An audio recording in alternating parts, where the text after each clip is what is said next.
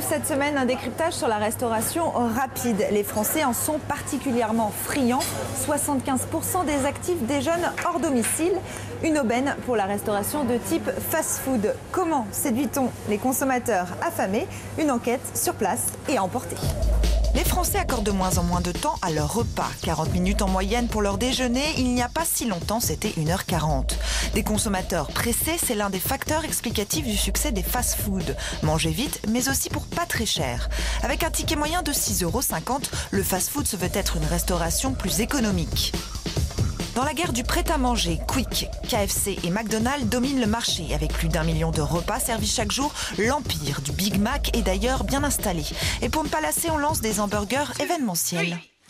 Nouveau pain, nouvelle sauce à tester seulement pendant quelques semaines. Pour créer un nouvel hamburger, saviez-vous qu'il fallait travailler sur une dizaine de versions? Cet homme est un expert, il a créé plus de 100 produits McDo. Pour développer un produit, c'est en moyenne 9 mois.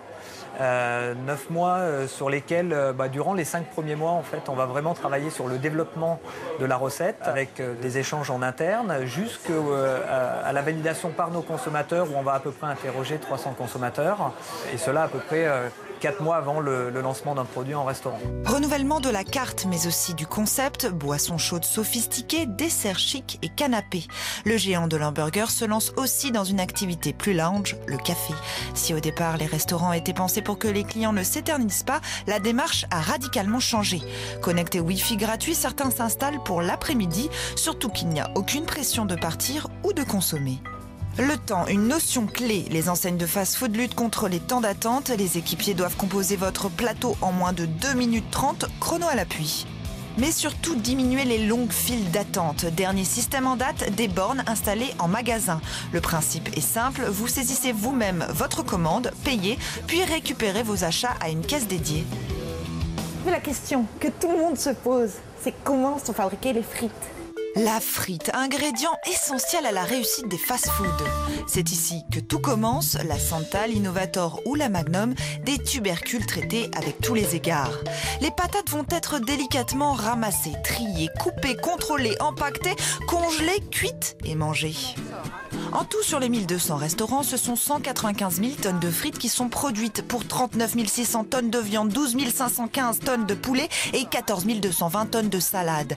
La salade qui, en quelques années, a su s'imposer. Pour contrer les attaques de malbouffe, mais aussi pour séduire les mères de famille pas forcément comblées par un menu enfant, la salade s'est déclinée, multipliée. Proposer des aliments sains peut rapporter gros. Habituellement boudés, les desserts ont trouvé leur nouveau best-seller.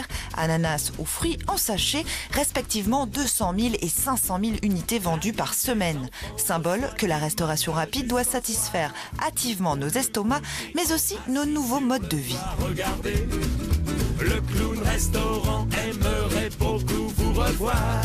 Il a tellement d'appétit qu'il va bouffer le monde entier.